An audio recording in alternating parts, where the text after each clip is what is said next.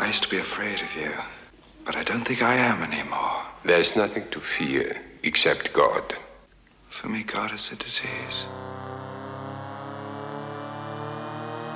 It's the things that make you look at what you thought you saw in a different light. The hole in the Pentagon being too small for a plane. The lawn isn't mussed up. The government's not showing the plane hitting when many cameras photographed it. There's nothing to fear except God. God. God. Oh, if you already know the answers to your questions, then why ask? It's too big. Back and to the left, back and to the left, back and to the left, back and to the left, back and to the left, back and to the left.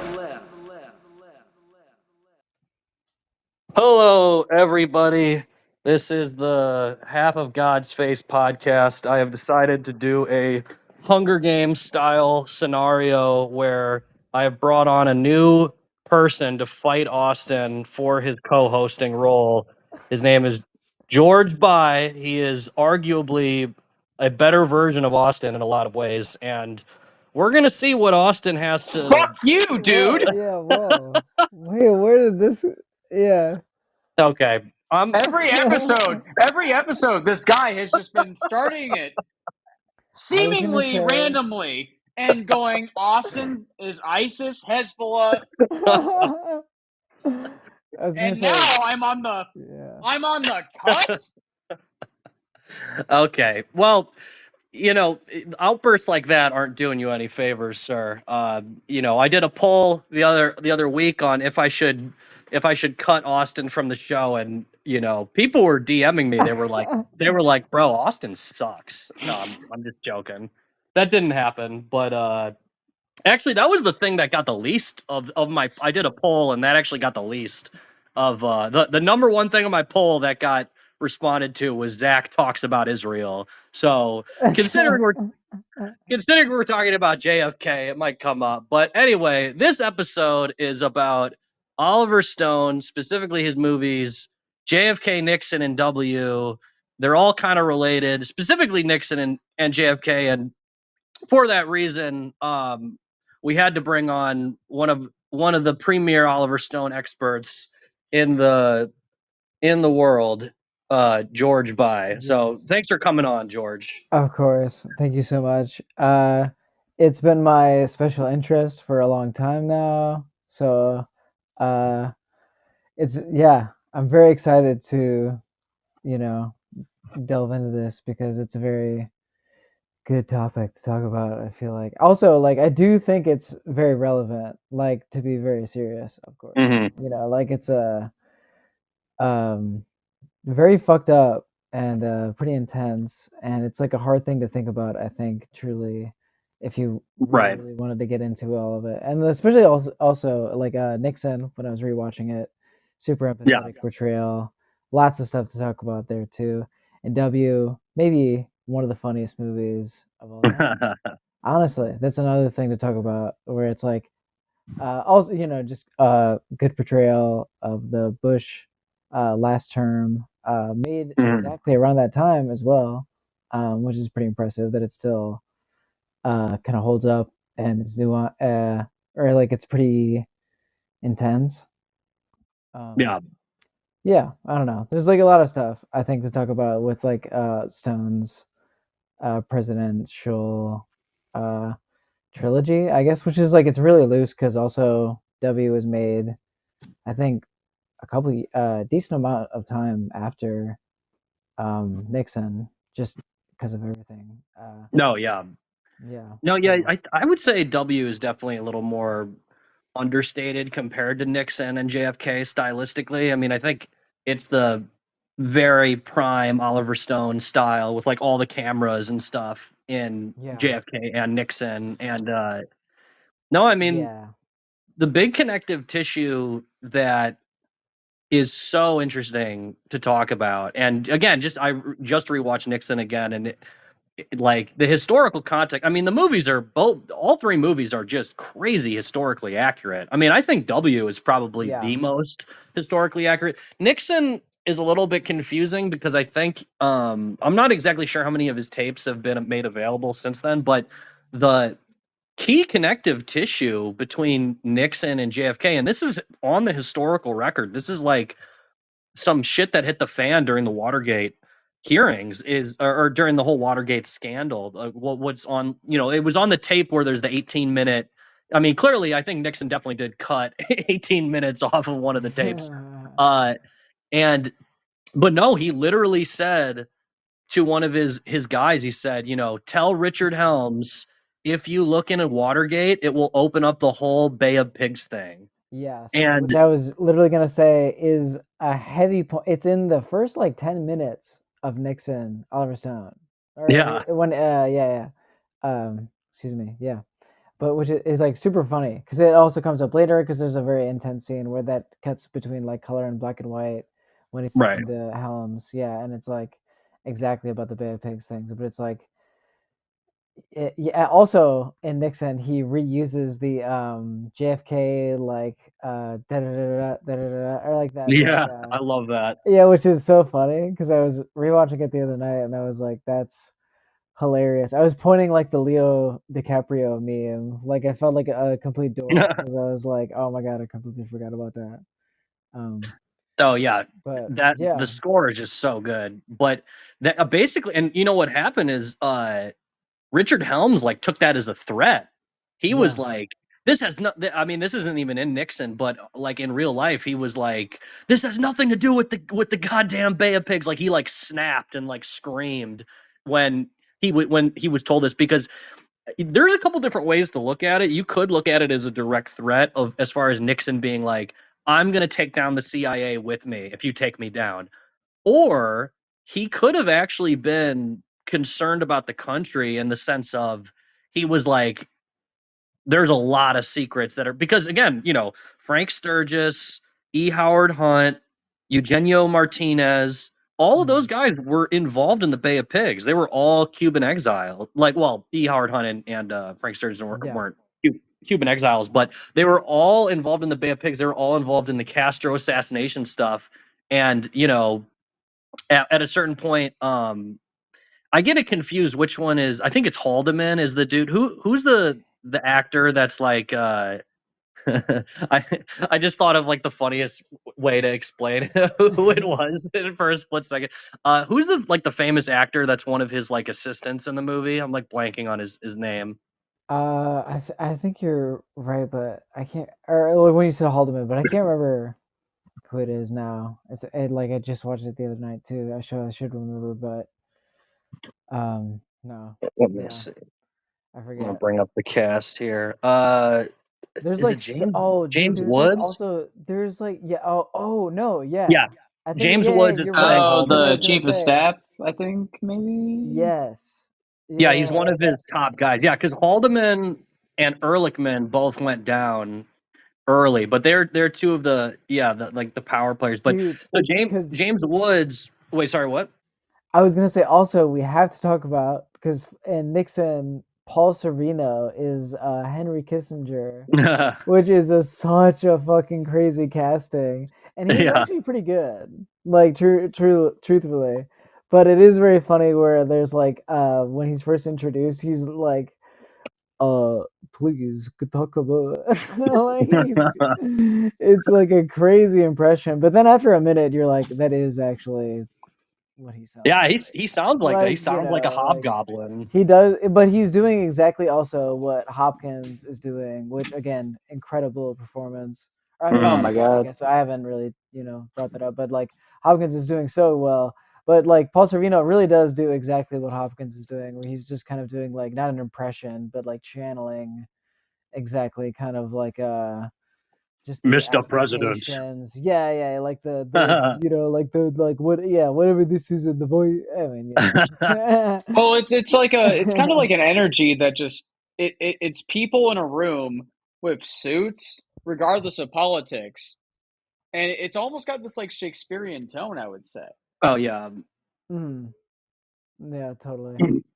No, it's that's true. really intense. Also, the best scene in Nixon is when, or at least like the scene that I think about all the time is when he makes Henry Kissinger, or he doesn't make, but he and Henry Kissinger get on their knees and pray, Oh and they my! talk. Yeah, it's like Yeah, that's and that actually really. happened too.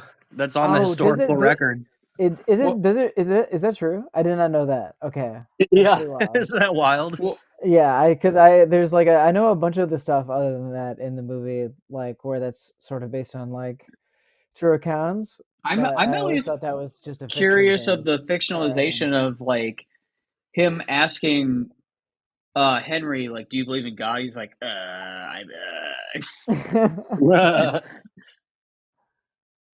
yeah, No, I yeah, mean he I was don't like know. sobbing. Nixon was like sobbing, and he's like, "Can you pray with me?"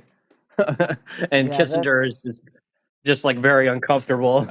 yeah, sure. I yeah, being like asking the like one of the most evil people to be like, can you have like Yeah, can you just kind of chill with me for a minute? Or yeah, you I don't haven't. know.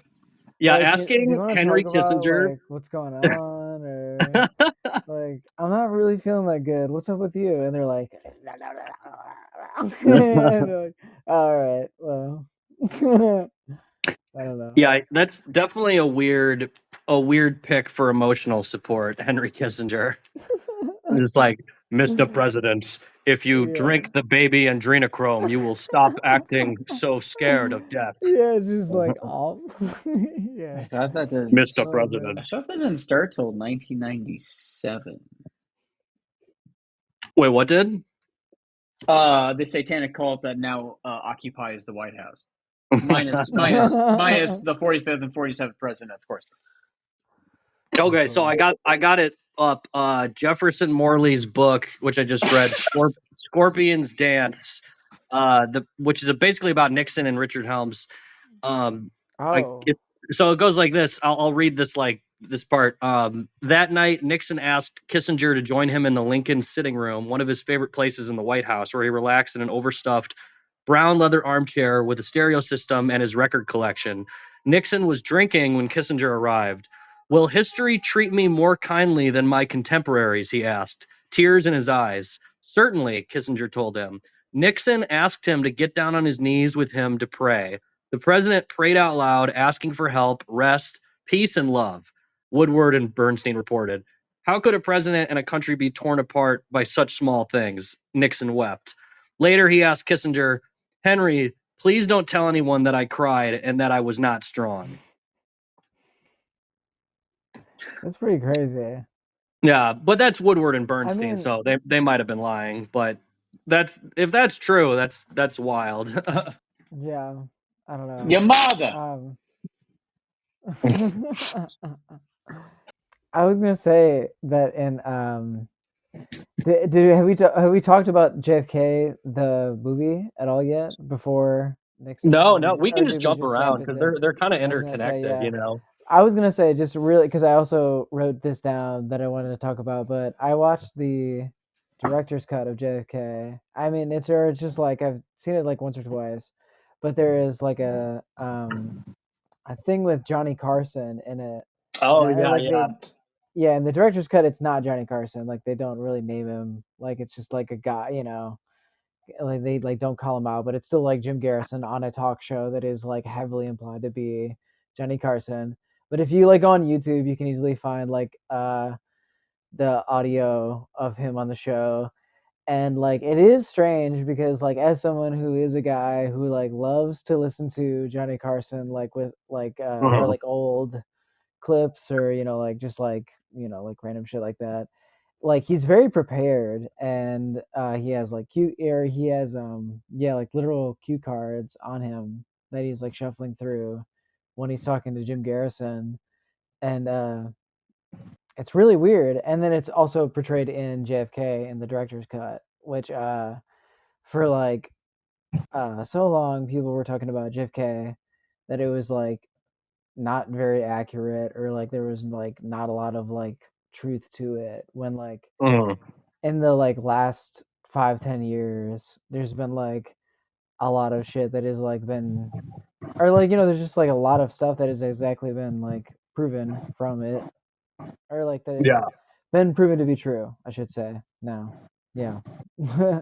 No, it's Like, very historically accurate. I mean, there's definitely a couple of things. I think Kevin Bacon and I think Donald Sutherland, those two characters, I think are both fake, but they serve like a very specific purpose where they contextualize things. Because Clay Shaw was gay, for instance. I don't know oh if there yeah. actually was like a gay.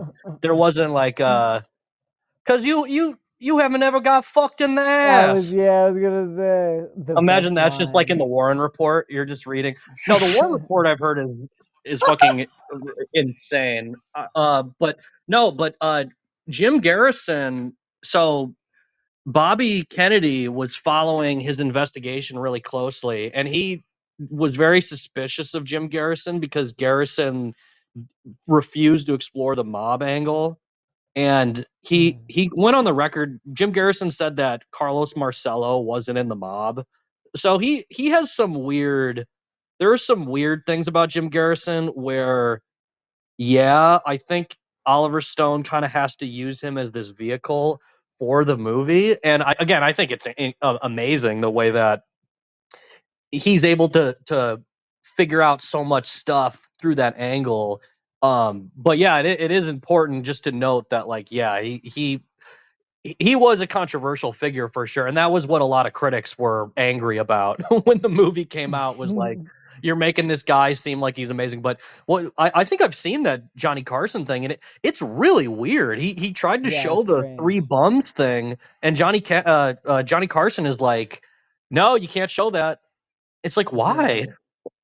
Yeah. And I Yeah, I literally mean, just saw a clip of someone being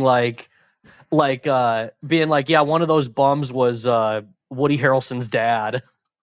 yeah, which is true, I It guess. I don't looks know like the same. He exactly. looks the same. It looks like the guy. There's Because like something to that. I don't know exactly what that is, but I've heard that before. dude, he admitted to killing Kennedy. he said he Woody like Harrelson's said it. dad. Yeah, Woody Harrelson's dad was like, and he went to prison for murder. He was like a legit murderer. And Woody Harrelson, I think he was like in prison when Woody was like growing up or something, or probably died in prison. But no, he's literally like a convicted assassin. Oh, And okay. yeah, and like Oh no, yeah, I've heard something about this, but yeah, and I think he was one of the bums. But it's honestly, it's really difficult. I think it's damn near impossible to figure out who like pulled the kill shot. You kind of what it you is like know. just what they say in the movie, which is like The fucking it's the shooters don't even secret. know. Don't Yeah. you get it? Yeah. It's a what is it? Joe Pesci. It's a it's a mystery and a riddle and an enigma or whatever, I'm you gonna know? fucking die. No, Yeah. Oh yeah. no, I No, think he that's was like the yeah. getaway pilot. I think David Ferry was like Oh I fuck. think he flew the shooters out like after the assassination. I think is his plot, his part in the plot. And Gary, this another one of the documents that came out for 2025 recently was this Gary Underhill story, which I think it's been reported before, but like it's like a legit. I don't know if this was just declassified, but like the story has been in the ether. But yeah, a government document explaining there was a guy in military intelligence who was like, yeah, a small clique in the CIA killed Kennedy, and I'm terrified. And then he ended up dying under strange circumstances, and His apparently, head exploded under yeah, strange circumstances. his head just did that. That just solves the Yeah. JFK assassination. His head just did that, That's everybody. awesome. Yeah. Uh, but no, Jim Garrison was going to talk to Gary Underhill, and that's another one of the witnesses that died. And no, I mean, I think it's true. I think because again, it is pretty insane that a guy is trying to mount the only court case about the killing of the Yeah. president, And and there is they like so literally yeah. come out with like a mainstream news hit piece, like before the trial. They're like, yeah, we're just going to convince America this guy's crazy before they even go to trial. And again, I've heard crazy shit about him, but it's kind of like, it definitely is like debatable, because part of it, I think part of Oliver Stone's thing is like, they definitely smeared him and he's not that crazy, but there are wild rumors of like Jim Garrison like hypnotizing people and all kinds of like wild shit where you're like, okay, that's weird, that's not in the movie, and it's weird enough where you're like, this would this would definitely derail the film. Yeah, He's just the hypnotizing people. well, I also, because I was gonna say, truthfully, and this is gonna be a little bit corny, but whenever I watch JFK, when it gets to the end of the movie and he says, what is it? Where he says, "Do not forget your fallen king" or whatever. And he Yeah, cries, makes me cry. So I love that. I am choosing to, because I did not know this about Jim Garrison, I'm going to forget this afterwards, and I'm just going to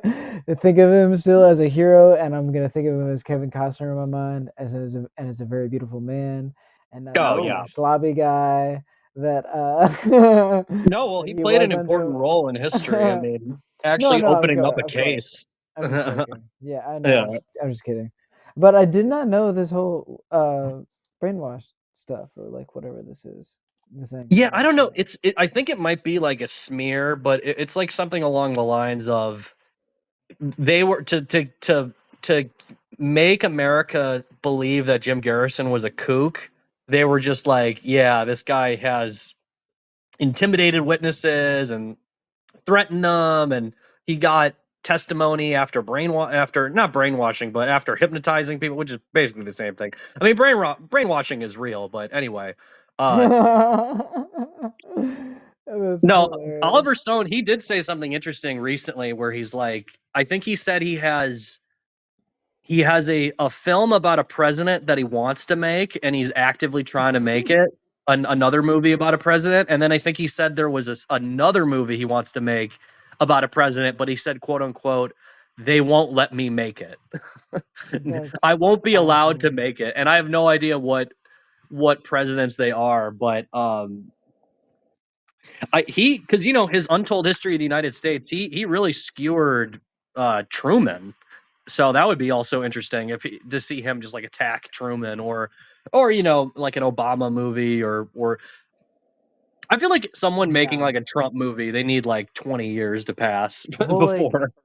it's like crazy because like he made in the last term of the Bush Yeah. administration, and it like holds up pretty well. And I always, or like when I was watching it, I was like, I don't think this is like cringy, really. Like, Mhm. like maybe I would feel differently if I was watching it and I was like 20 or so, like in the late term Bush Why isn't he catching the fucking ball in the outfield? What is Yeah, that? I'm like, yo, so at the end of the movie, there's like a part where he's supposed to get your ball, but there's no ball to get, like it don't happen.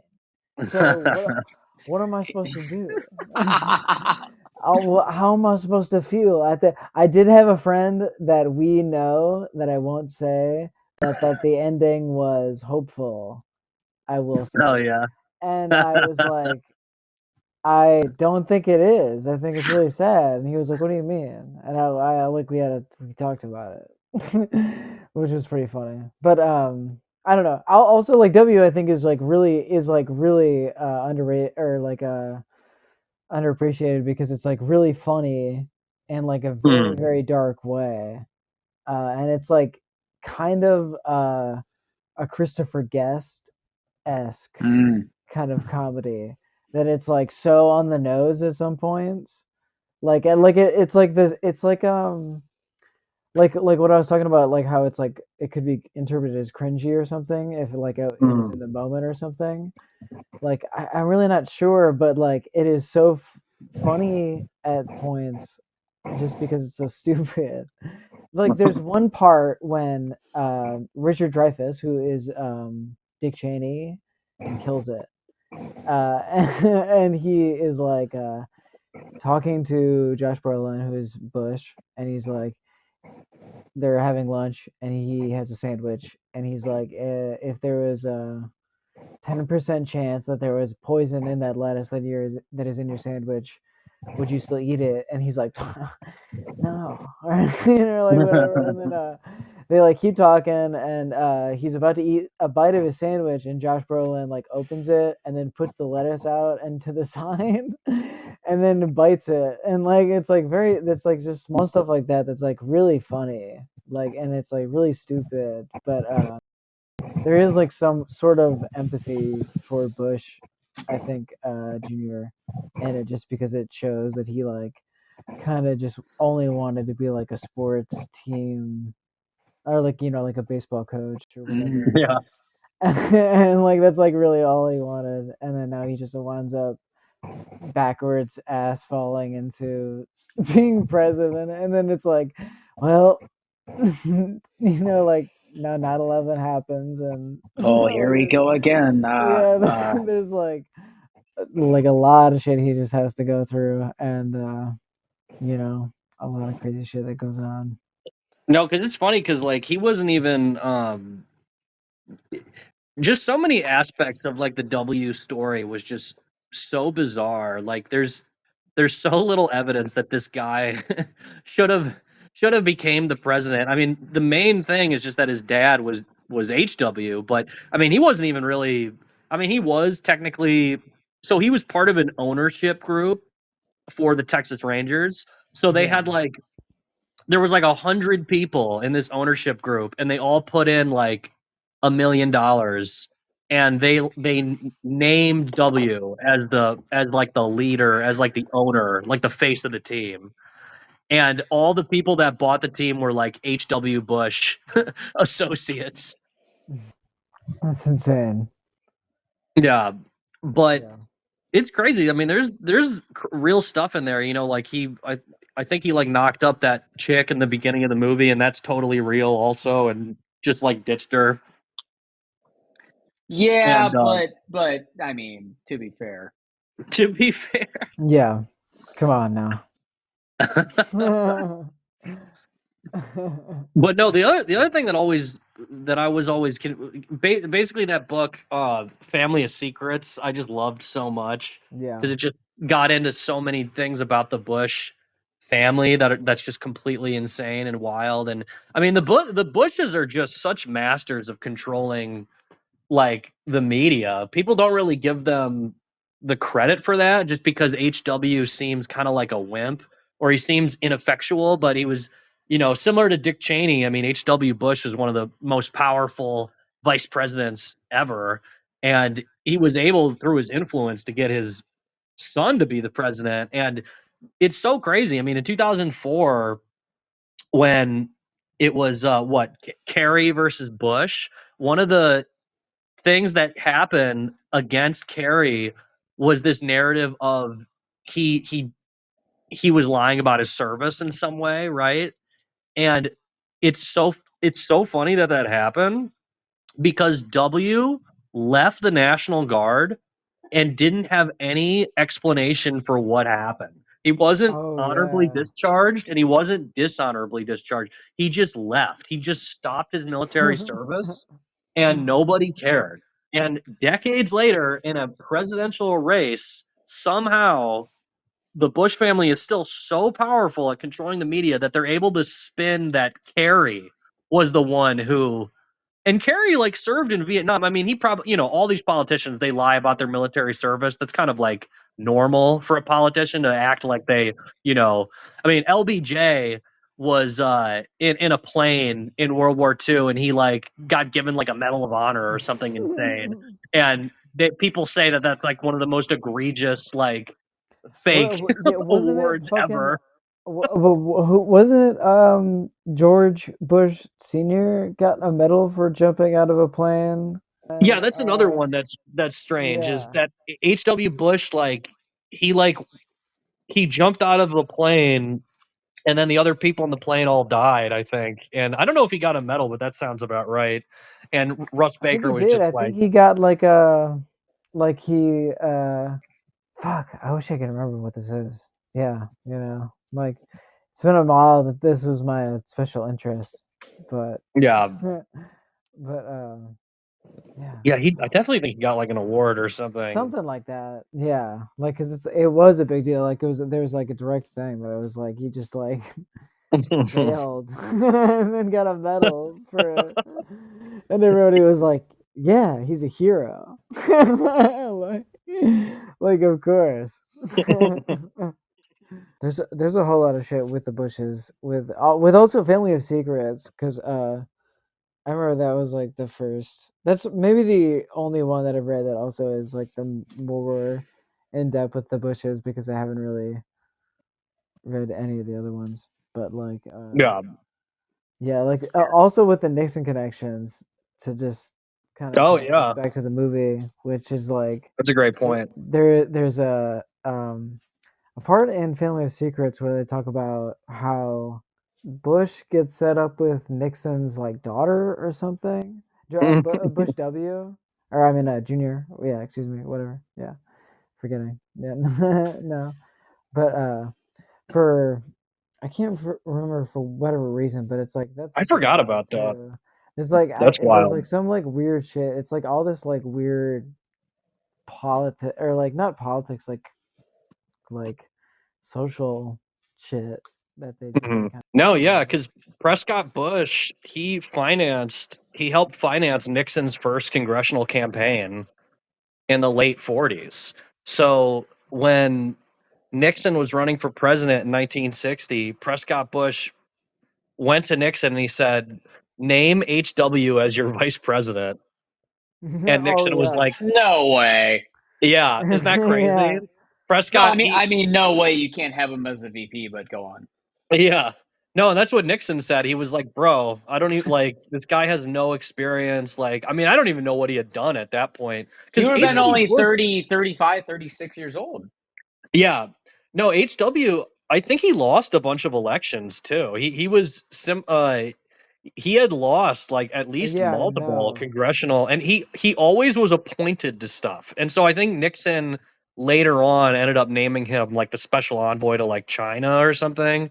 And then he was, head of the CIA. And one of the funniest, pretty much the most interesting hook into the book Family of Secrets regarding H.W. Bush is H.W. Bush was on TV. I think he was like on Japanese TV or something. It was some random thing like that. And he was getting asked like a softball question, and it was like, "Hey, where were you when Kennedy got shot?" I mean, you're literally asking like a Texan where they were when the yeah. most infamous thing to ever happen in American history, and the biggest thing to ever happen in Texas yeah. history happened. So it's like he should know. And H.W. Bush said he didn't know where he was his official answer, Yeah. which is like insane for a Yeah. guy in politics to not know where he was when Kennedy was killed. And so Russ Baker does this research, right?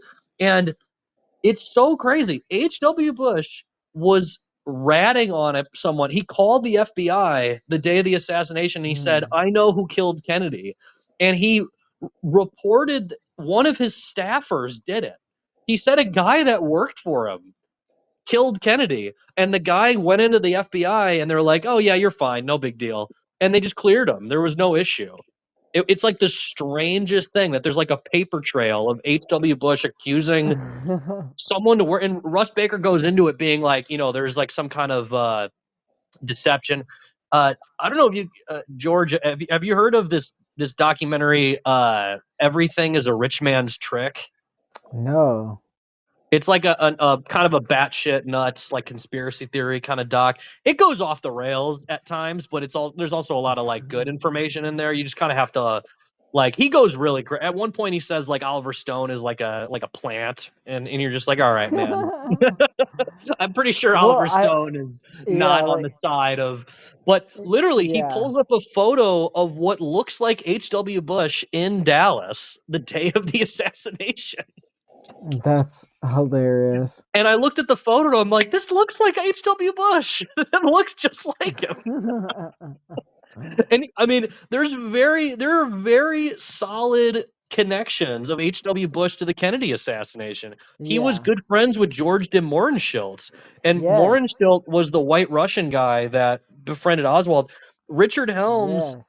like admitted that de Mohrenschildt was helping with the CIA for decades, and literally before de Mohrenschildt, he was another one of those like suspicious deaths in Yeah, Family yeah. Secrets. No, It he brings got it up. shot in the like chest with what was he like got shot in the chest with like a shotgun, and they were like it was a suicide or something. Yeah, it was some It's like classic something thing like crazy. that. That was another thing that I meant to bring up earlier for that exact like reason where I was like, there's shit like that they mention in JFK the movie.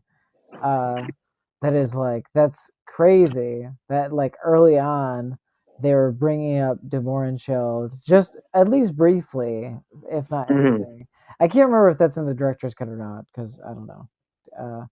But it like either way, it's like that sliver of detail is a crazy amount of stuff because it's like a Yeah, thing that really does add up when you want to look at the bigger picture with all of this other stuff that we're talking about. Yeah. dude, and literally before de Mohrenschildt died, he wrote a letter to George H.W. Yes, Bush, dude. and he And he said, begged "People are out him. to get me." He said, "People are out Yes. to get me, and they're going to kill me. Please help me." And George H.W. Yes. Bush responded to the letter and said, "Like, I don't know what you're talking about," or Yes, dude. something, and like He acted like he didn't know him. no, he was like straight up like I don't know this guy, which is so fucked up. Cuz the letter also it's like so scary when you read it because he's like I think like he's like vaguely talking about shit where he's like I think I've discovered whatever this is that you guys are involved with. I really didn't mean to, be a bother. I just Uh, really like it's like shit where you're like, oh my god, and then he just gets like his heart explodes like and everybody's like, yeah, we don't know we think he killed himself. Like we think he just we think he just was really sad. Like oh well, you think he okay was just like really sad? it's just like shit where you're like, all right, yeah, like I don't know, like all of the Oliver Stone shit is like, but I do think not to uh go back onto like an earlier thing is like I think he is like a little bit of I don't know, like just lately like a guy who is a little bit like liberal ish, like in a bad way, like or like Hmm. whatever. Like he does like a lot of Putin shit, like the Russian stuff, which is like I don't understand, Wait, he does what like type of shit? he does like those Russian documentaries where he's sitting with Putin and he's like, Oh, you mean the Russian thing? Yeah, yeah. yeah, and it's like I mean those are interesting for sure, but like I don't get why the man that made JFK Nixon W chilling with this guy. Like, like not and like yeah, I don't know. Maybe this is me being No, yeah, Oliver Stone is interesting because I think he's definitely had. I mean, I like the Putin interviews that he did, but he's definitely had like a mixed bag. I mean, I've never seen his Alexander film, but I think people say that's pretty terrible. yeah, I'm not really sure. But I loved this. I loved his Snowden movie. I thought that was. I just watched that for the first time recently. Hmm. I need And to see that. I thought that was also great. But yeah, Austin, do you have any other things you want to bring up as far as like, or which movie do you think we should focus on here? Well, I mean, you guys are obviously well more versed in the history uh, that comes out of the films, but I really love Nixon, the Hmm. film. Yeah. Just the way that Oliver Stone is able to, when he kind of like infers that like this was outside of the film, it kind of like slows down or it's black and white. And I mean, Hmm. if you obviously people have a very I would guess a very split opinion on Nixon as a president. But I mean if you're showing him as a kid in like a 3 hour and 10 minute movie, I Right. mean, come on. And the final frame is him as a kid. Yeah.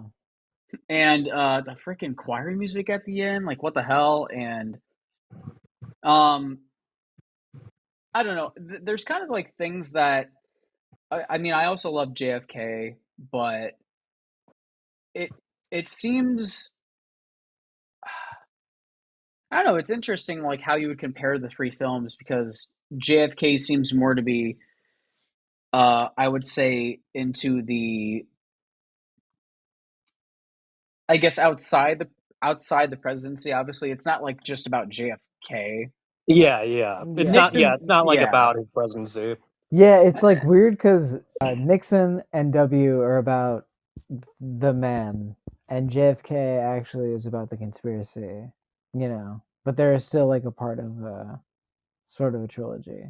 Like they still kind of belong in this kind of yeah. And what I thought area. was interesting, I don't is Anthony Hopkins.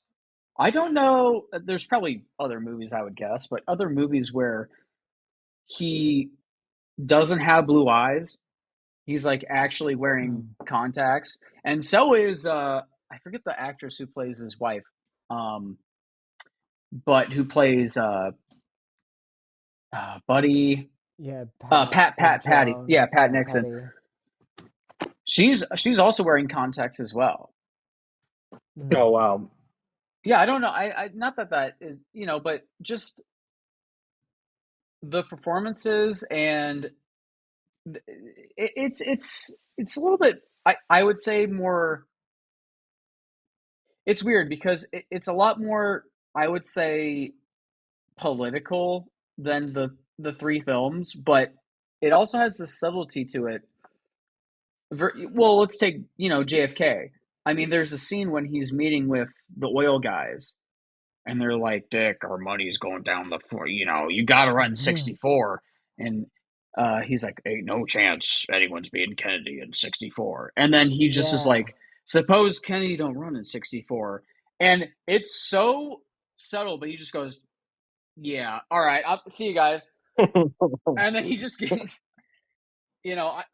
that's kind of I would say maybe a personal preference in what I like in film, but stuff like that just I like that when he's just like, yeah, okay, well, There's also a moment when they imply that J. Edgar Hoover is gay.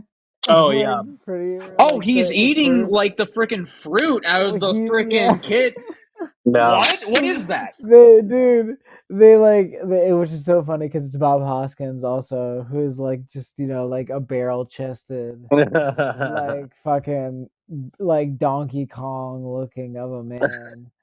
And they're like there's a part where he's like on the phone. I can't remember exactly what the context of him like finding out all this the in regard to the Nixon shit. Yeah, but yeah, he like is got like Yeah, a melon in his mouth or something, and Yeah, he he took a like thing out of a guy's mouth. Yeah. or when he and meets him I on the remember like racetrack and the horses, I don't know what that is. I don't know what that is. yeah. With It's Johnny like Roselli, baby. He's like Johnny trying to Roselli. hide, and he's like, yeah, dude. yeah, it's like oh my And he goes, god. "Oh yeah, you know each other from Cuba, right?" And Nixon is like, "Oh no, I Never don't met, think I never met the He, guy. But he no, isn't because there that like, don't they meet? Like, doesn't isn't it uh in JF? Don't they meet at a racetrack in JFK too? yeah, they When he's yep, do asking, because there's fuck, I forget who they go to talk to, but it's somebody. they were Yeah. talking to Fuck. it was the FBI guy's like assistant who he like kicked the shit out of. Yeah. It Wait, was yeah. I'm forgetting the guy's name. Damn. This is A hilarious. super hardcore FBI guy, but no, J. Edgar Hoover. So a couple things. This J. feels like Edgar. just like being like an old guy in the barber shop where you're like, damn, it was the one guy that was uh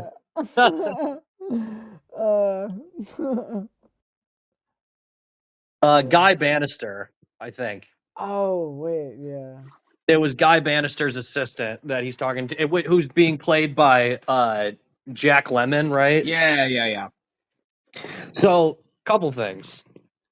J. Edgar Hoover was definitely a gay man, 100%.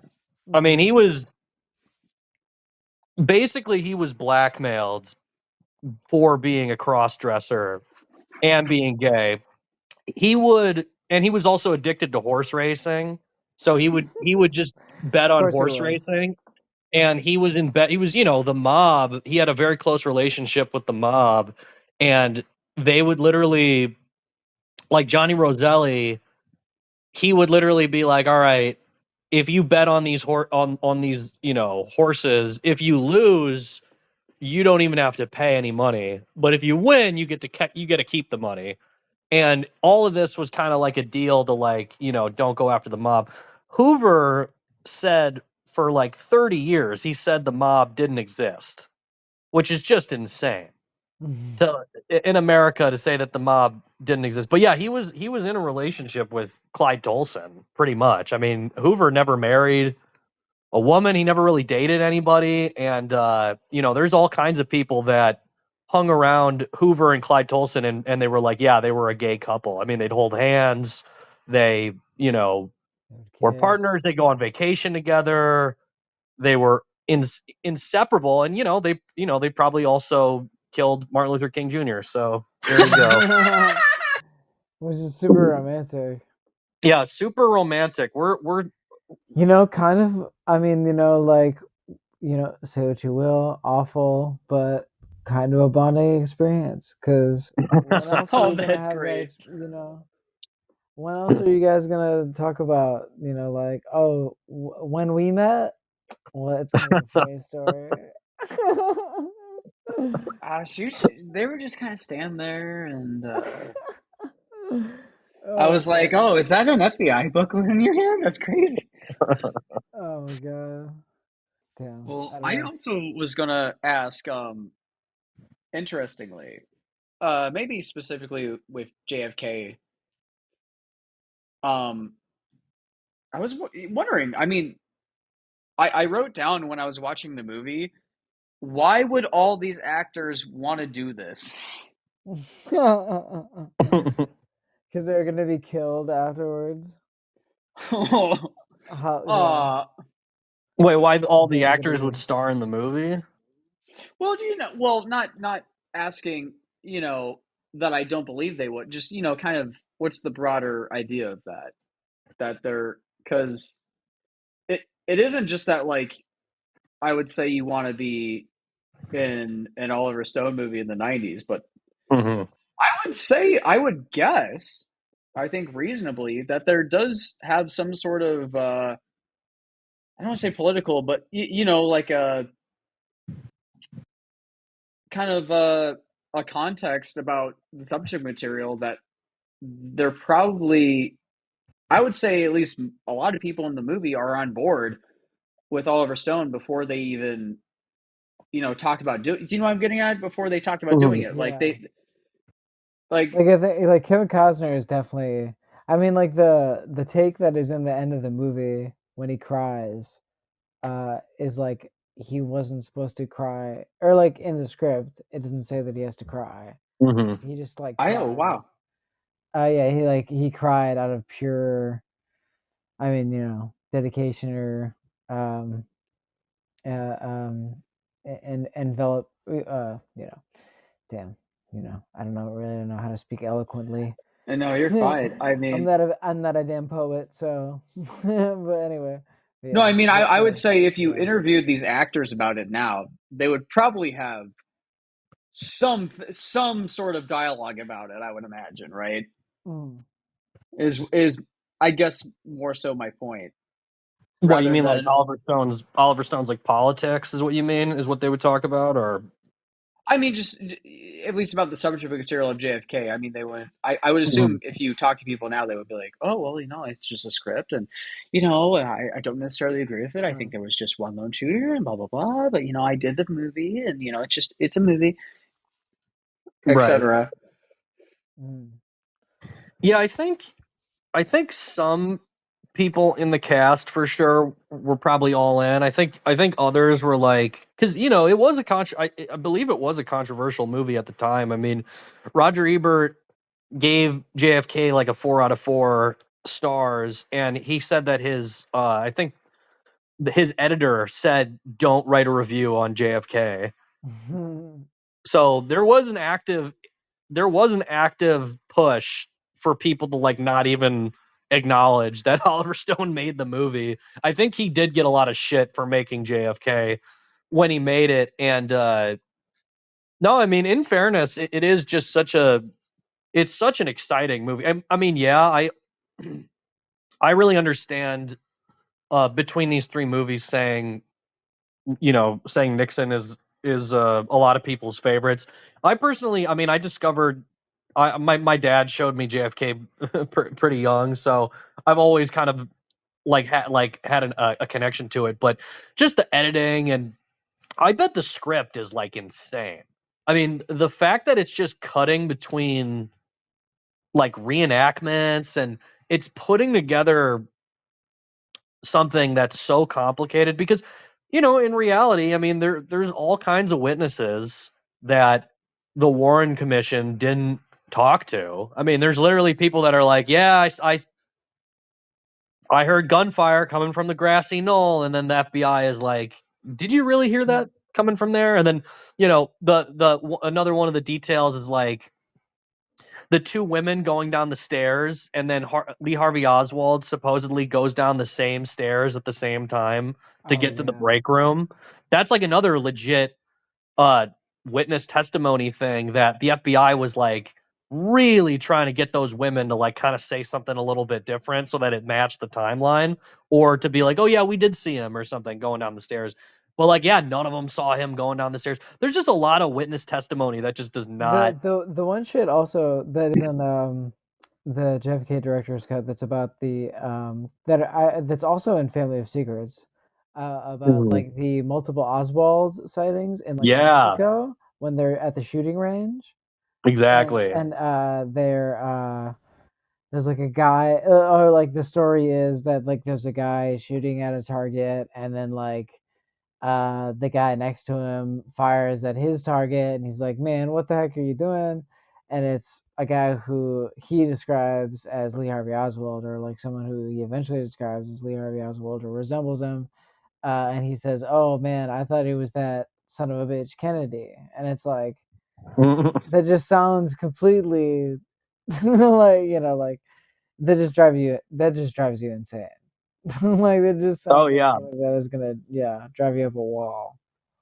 No, and I genuinely think that's one of the aspects of the Kennedy assassination that really makes it hard. It makes it easier for people to dismiss that there was a conspiracy at all, because there are these insane stories of these Oswalds popping up all over the place. And Yeah. I love Jefferson Morley. He's a JFK researcher that is very he's very, I wouldn't he's not conservative as in like politically conservative, but he's very reserved about making conclusions. And a lot of the stuff he brings up is being like, okay, he went to Mexico City, right?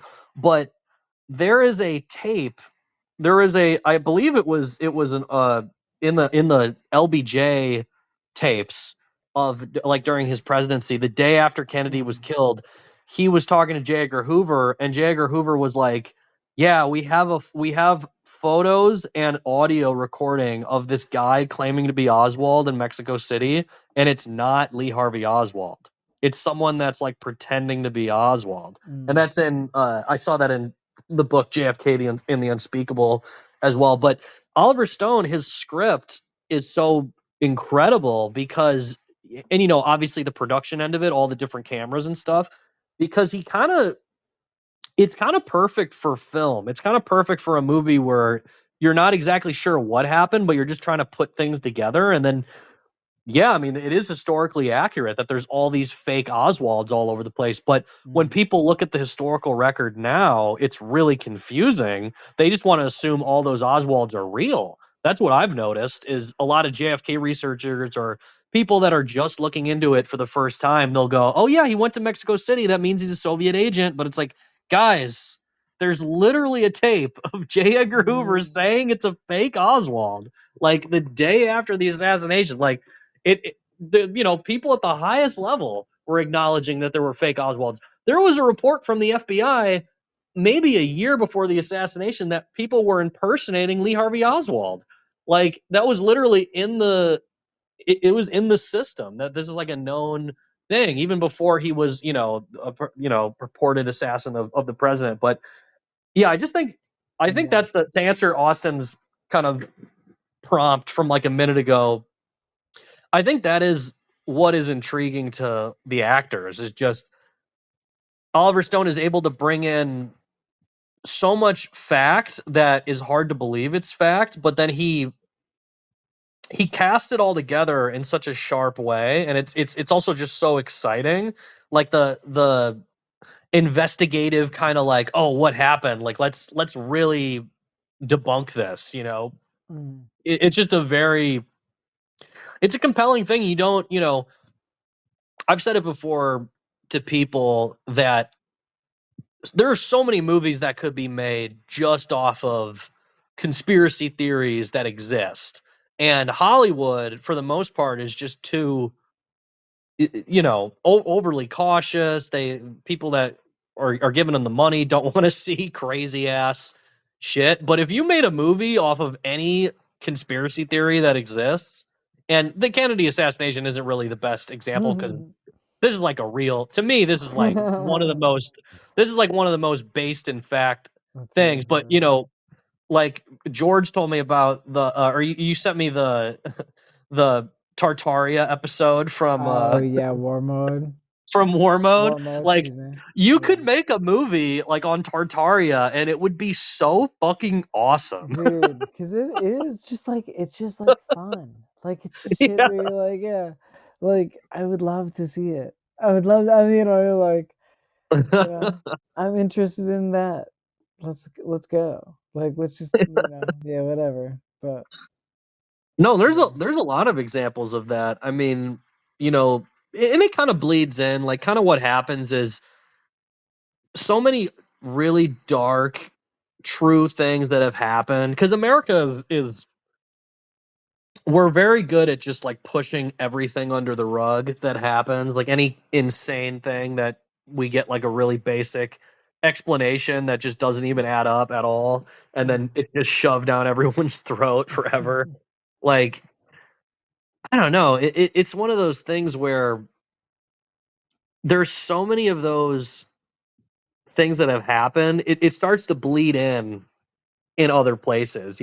Like I swear I've seen like when I watched House of Cards, years ago, especially the first or second season of that show, there's definitely stuff in that where I'm like, wow, this is almost like George H.W. Bush type stuff that I was reading in Family of Secrets, or some of the darker things about LBJ, or like True Detective.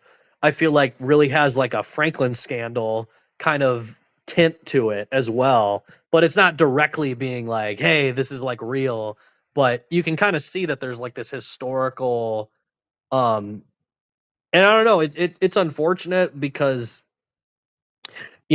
I would like for history to just be accurate, but it's just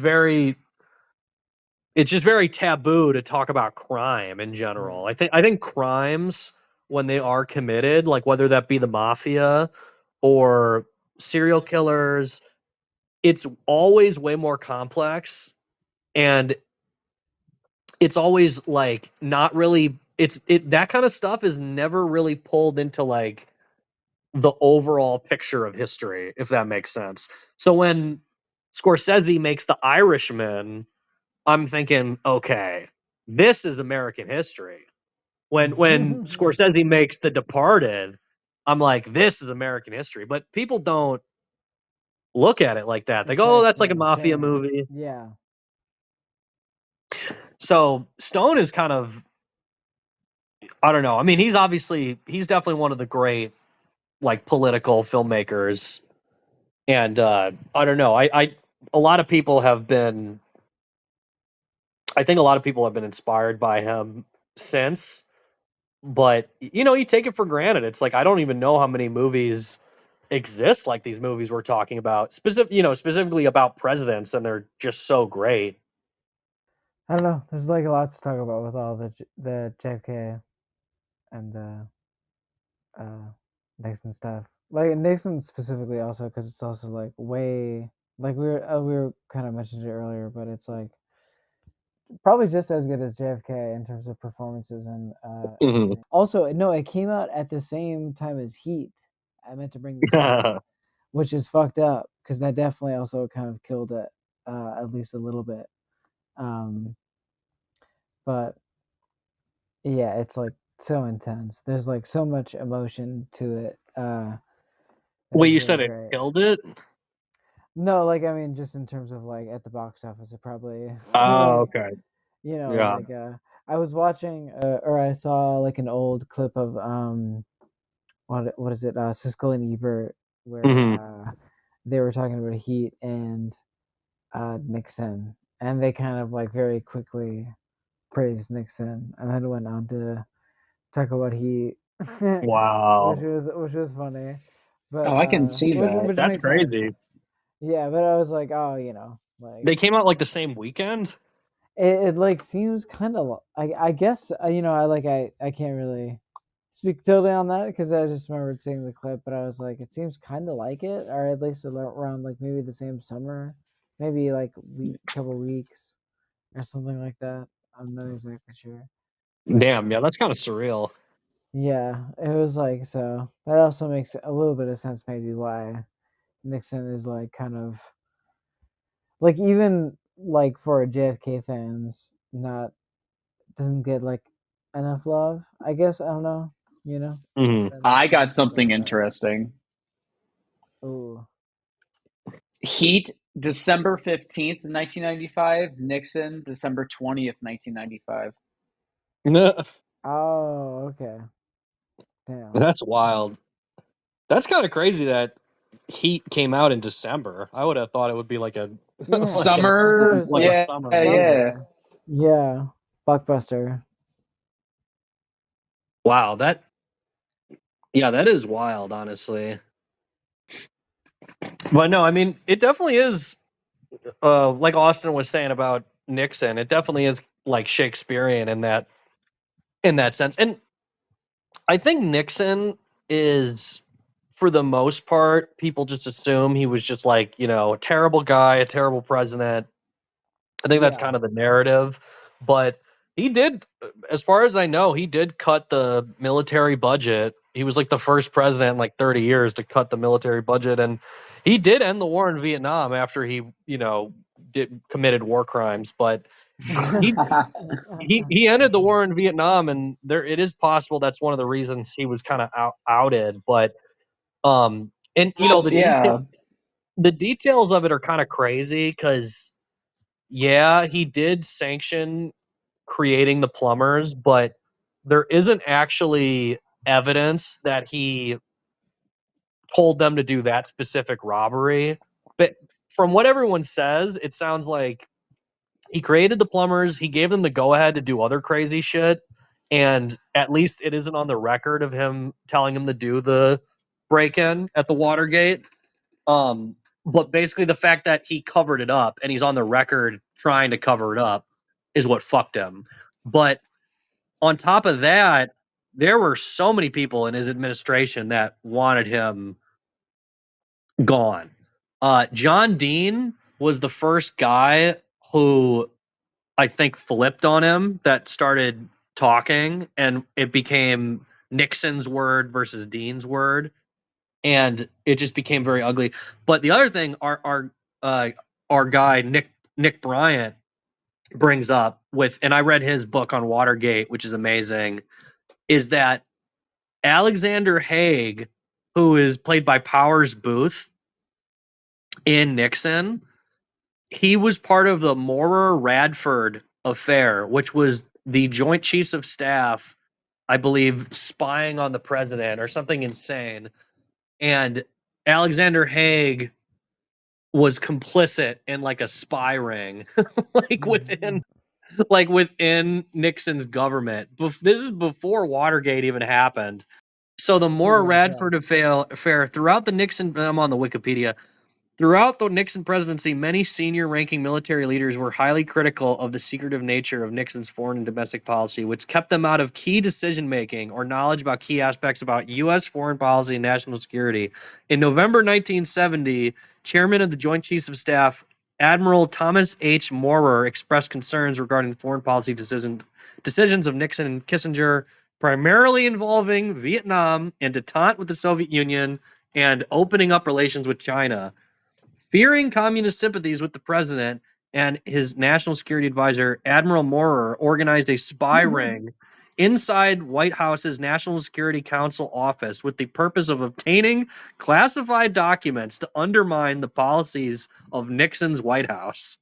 And so, fucking Alexander Haig was literally complicit, and he was one of the last people, and that's in the movie, that Alexander Haig is like one of the last guys that's in Nixon's corner. Is that, and he's one of the guys that like betrayed him earliest. So like Nixon, not only did he make all these terrible decisions, but like trying to cover up like the Watergate, and he potentially didn't even like know about the burglary, but he still tried to cover it up, which is a huge mistake.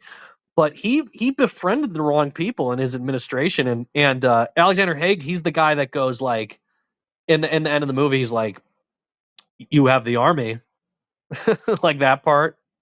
He's like, "Oh well, you always have the army." So yeah, he was a crazy guy. I think he ended up being like the head of NATO or something insane too, Alexander Haig. But one of these crazy generals that doesn't want the president making foreign policy decisions. So yeah, I mean, I do think the Kissinger line is true. I think history has been a little bit kinder to Nixon than his contemporaries, but he still made, he wasn't perfect, but it's I think Oliver Stone has a very sharp idea of what an American president is. And I don't think he is saying that Nixon is like the worst guy ever. I think he's kind of like, yeah, it is kind of Shakespearean. I mean, the guy there, because there is something about, I was trying to merge this into this conversation too. Have you guys heard of this writer, Robert Coover? No. He's this great American writer. He wrote this book, The Public Burning, which is like a satire, like slash almost like a musical, and it's about Nixon. Nixon's the main character, and its setting is like basically a satire of the Rosenbergs getting killed for giving nuclear secrets to the Russians in the 50s, and it's this satire imagining if they were electrocuted in Times Square and there was like a pageant and like all the celebrities came out and there's like dancing and singing, and it's this crazy like American hilarious book, which is like one of my favorite books. But there's this incredible image that I've brought up to people over the years, and it's just so powerful. In the book, the spirit of Uncle Sam shows up and he visits people before they become the president, and they call him like the incarnation. So it's like, yeah, the incarnation. So Nixon, when he's trying to get rid of he's trying to like have the Rosenbergs executed, he's getting jealous of a young Jack Kennedy because he sees the incarnation speaking to Jack Kennedy. And the incarnation, as in Uncle Sam, is like this like racist, like imperialist, like swearing, like swashbuckling, like just fucking shit talking. And it is interesting when you think of the American presidency in the sense that there is a spirit of America that picks people to be the president. Yeah, I mean, Nixon, for whatever reason, I mean, he had a lot of different downfalls in his career. He had to come back again and again, and this could connect with Trump for sure. And it's a similar thing where it's like For better or Well, worse, that just yeah. is what America is. I mean, it's like, like, you know, You the just gotta accept it. incarnation. Just yeah. Wait, what'd you say? No. You go.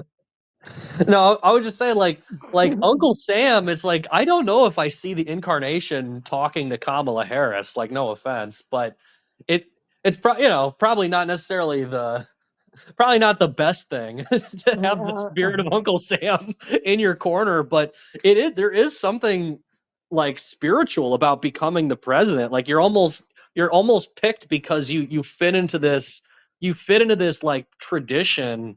And Yeah. I don't know, Nixon was I don't know if he was necessarily the biggest personality, but there was something about him where he always just was like kind of I wouldn't say he controversial, was like super, demanding visually, but there was something about him.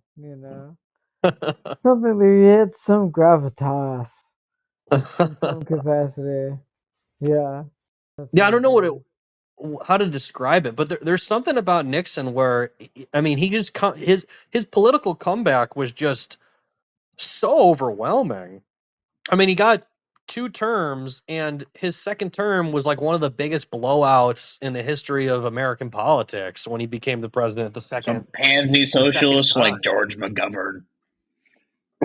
Yeah, Oh yeah, didn't they brought some shit up where they were like, "Oh yeah, so you're gonna run against this guy," and then they're like, "Oh yeah, that guy got shot." Bring that up like yeah, randomly in Nixon. I don't even know what that was about. Like yeah. George Wallace. There's like a ton of shit in JFK where the Pesci's characters like connections like all die like in the middle of the night where they're like, yeah, he had like just one too many pills, or like yeah, like he had a shotgun that yeah, like yeah, it was to the back of the head, yeah, like shit like that. Trying to remember some because I wrote down wrote down some notes about like JFK and the Nixon shit. Oh no, yeah, I wrote down, of course, the I think we mentioned it earlier, but the Kevin Bacon, you're a goddamn liberal, Mr. Garrison. You don't know shit because you've never been fucked in the ass, which is all time Great thing to write down. all time quote. You know, And You it's never Kevin got fucked Bacon. in the ass, Mr. and Garrison. yeah, you never been fucked in the ass. Oh You're no, not so yeah, bad Fascism is looking coming yourself. back. and then because also after that he's like, because that's what's happening is fascism is on the rise, fascism, and he like starts to like, and then Jim Garrison is like, okay, and he like cuts him off, uh, which is very funny. Yeah, he Um, leaves because there's no other reasonable response. yeah, yeah, but yeah, there's tons of stuff like that. Yeah, I have like a couple other things. Um, yeah, damn. I mean, JFK is such like a perfect movie, but JFK and Nixon moved very similar, whereas W is like a Farley Brothers movie to me, or like moves like uh not exactly like a Billy Madison production because that's not right, but it's like still because it's still like very serious at some points, and it Right. does hit, and it does resonate, and it's does its job, or like it's it actually isn't meant to just laugh or whatever. It does kind of move or what, or like move emotionally, but I don't know, like it's got a weird comedic vibe to it for me that I can't That's really true. describe, I guess. Yeah, Yeah, Josh Brolin's pretty great in that too, honestly. yeah, it's so crazy. He's I hilarious. love I love the Dick Cheney scene where he was like they're in like the war room and he's like just being like, "Yeah, we got to get all the resources because that'll make us a true empire." Yeah. Well, like I think that part is like scary for me, No, honestly. yeah, no, it's definitely scary. It's just like an amazing scene. Yeah, yeah, it's like totally insane. Like it's very intense. and you really are not expecting it to be like as wild as it actually is, I guess. Yeah. Yeah, and I mean, I really think guys like Dick Cheney and Rumsfeld, I mean, they really did know where the bodies were buried. I mean, they were in the Ford administration. Like Oh yeah. Dick Cheney, that came up in Errol Morris's Wormwood, that Donald Rumsfeld was like the guy. Him and Dick Cheney were like, yeah, let's pay off the Olsen family so that they don't figure out that the CIA killed their dad because he was gonna like say that, you know, America was committing germ warfare on the Koreans in the Korean War. And Dick Cheney was just he was passionately on the side of the CIA in regards to the church committee stuff. Like he was passionately trying to keep a lid on like state secrets in the 70s. I mean, it's like 25 years before he, you know, and then he ended up, I think he was in the, I'm pretty sure he was in the Reagan administration. And then I think he was HW's like, maybe his, I forget who, I think he was in HW's administration too, but he was just in government forever. So by the time you get to W,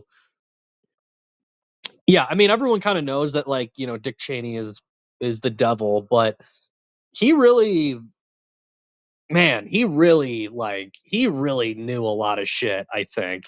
And, you know, then he did 9/11. So it's unfortunate that Dick Cheney had to do that.